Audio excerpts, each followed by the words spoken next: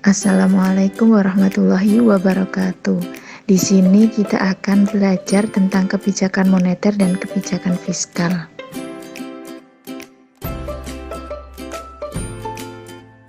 Apa saja sih yang akan kita pelajari pada video pembelajaran kali ini?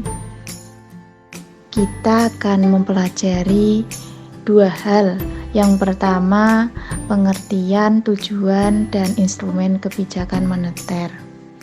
Yang kedua, ada pengertian, tujuan, dan instrumen kebijakan fiskal. Kita akan membahas tentang kebijakan moneter. Definisi dari kebijakan moneter yaitu berhubungan mengenai uang. Kebijakan ini dilakukan dengan berbagai cara, yaitu termasuk penyesuaian suku bunga, perubahan jumlah uang tunai yang berada di pasar, serta pembelian atau penjualan sekuritas pemerintah.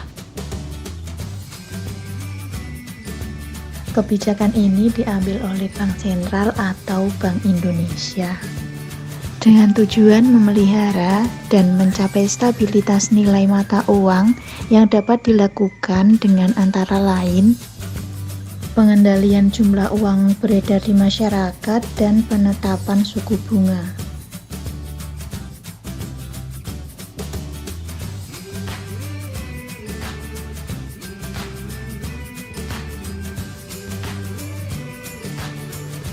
Tujuan kebijakan moneter tidak statis, melainkan dinamis, karena selalu disesuaikan dengan kebutuhan perekonomian suatu negara.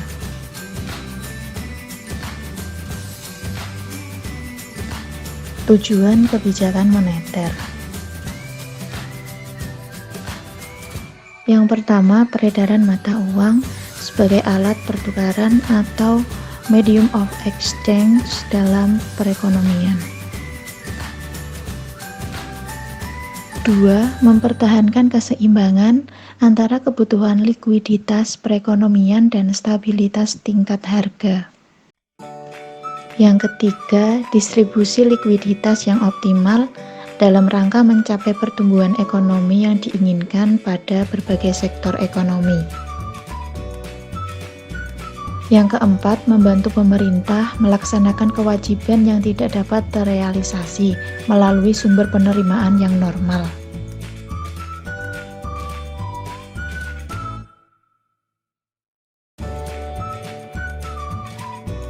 Yang kelima, menjaga kestabilan harga. Harga suatu barang merupakan hasil interaksi antara jumlah uang yang beredar dengan jumlah uang yang tersedia di pasar.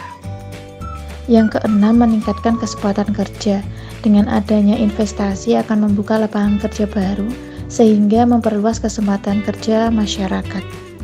Yang ketujuh, memperbaiki neraca perdagangan kerja masyarakat dengan meningkatkan ekspor dan mengurangi impor dari luar negeri yang masuk ke dalam negeri atau sebaliknya.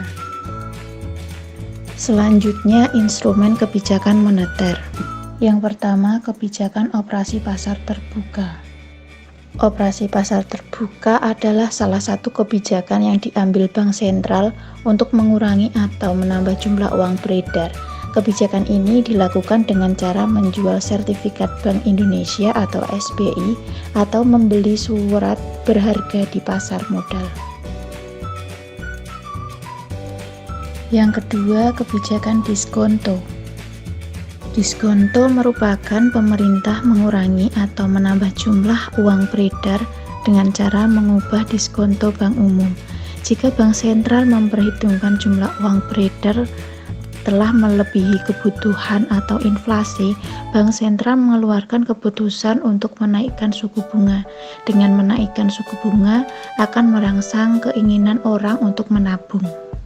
Yang ketiga yaitu kebijakan cadangan kas. Bank Sentral dapat membuat peraturan untuk menaikkan atau menurunkan cadangan kas atau cash ratio. Bank umum menerima uang dari nasabah dalam bentuk giro, tabungan, deposito, sertifikat deposito, dan jenis tabungan lainnya. Ada persentase tertentu dari uang yang disetorkan nasabah dan tidak boleh dipinjamkan. Yang keempat, yaitu kebijakan kredit ketat. Kredit tetap diberikan bank umum, tetapi pemberiannya harus benar-benar didasarkan pada syarat 5C, yaitu karakter, capability, collateral, capital, dan conditional of economy. Dengan kebijakan kredit ketat, jumlah uang yang beredar dapat diawasi. Langkah kebijakan ini biasa diambil pada saat ekonomi sedang mengalami gejala inflasi. Yang terakhir yaitu kebijakan dorongan moral. Bank sentral dapat juga mempengaruhi jumlah uang beredar dengan berbagai pengumuman, pidato, dan edaran yang ditunjukkan pada bank umum dan pelaku moneter lainnya. Isi pengumuman, pidato, dan edaran dapat berupa ajakan atau larangan untuk menahan pinjaman, tabungan, ataupun melepaskan pinjaman. Nah, selanjutnya kita akan membahas tentang kebijakan fiskal. Menurut Kamus Besar Bahasa Indonesia, fiskal berkenaan dengan urusan pajak atau pendapatan negara. Di Indonesia, istilah kebijakan fiskal merujuk pada kebijakan pemerintah untuk mengarahkan ekonomi suatu negara melalui pengeluaran dan pendapatan pemerintah. Kemudian muncul pertanyaan, apa bedanya kebijakan fiskal dengan kebijakan moneter? Nah, perbedaannya yaitu terdapat pada tujuannya. Tujuan kebijakan fiskal. Secara garis besar, tujuan kebijakan fiskal adalah untuk mempengaruhi jalannya perekonomian dengan berbagai sasaran. Yang pertama yaitu meningkatkan produk domestik bruto dan pertumbuhan ekonomi. Kebijakan fiskal bertujuan untuk meningkatkan pertumbuhan ekonomi secara maksimal karena berpengaruh besar dengan pemasukan atau pendapatan negara meliputi bea dan cukai, pajak bumi dan bangunan, pajak penghasilan, devisa negara, impor, pariwisata, dan lainnya. Selain itu, ada beberapa pengeluaran negara yaitu pembangunan sarana dan prasarana umum, belanja persenjataan, proyek pemerintah, serta pesawat dan program lain untuk kesejahteraan masyarakat. Yang kedua, memperluas lapangan kerja dan mengurangi pengangguran. Seperti yang kita ketahui, pengangguran merupakan salah satu masalah yang menjadi momok suatu negara. Di Indonesia, tingkat pengangguran sudah berkurang 140.000 jiwa.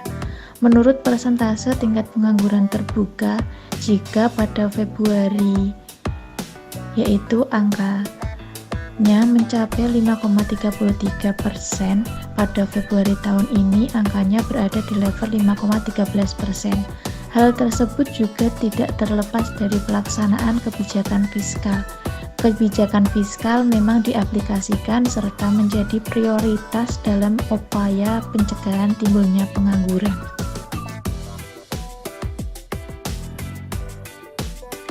Yang ketiga yaitu menstabilkan harga-harga atau mengatasi inflasi. Turunnya harga suatu barang membuat hilangnya harapan untuk mendapatkan keuntungan bagi sektor swasta. Akan tetapi, harga yang terus meningkat juga bisa mengakibatkan inflasi. Di sisi lain, inflasi bisa memberikan keuntungan seperti menciptakan kesempatan kerja penuh, akan tetapi inflasi juga bisa berdampak negatif pada kelompok atau orang yang berpenghasilan rendah karena daya beli jadi menurun. Masalah inflasi yang tak kunjung stabil berpotensi besar membuat kepercayaan masyarakat terhadap pemerintah berkurang. Melalui kebijakan fiskal, tingkat pendapatan nasional, kesempatan kerja, tinggi rendahnya investasi nasional, dan distribusi penghasilan nasional pun diharapkan akan berjalan dengan baik. Sekarang kita membahas tentang instrumen kebijakan fiskal. Instrumen kebijakan fiskal adalah penerimaan dan pengeluaran pemerintah yang berhubungan erat dengan pajak.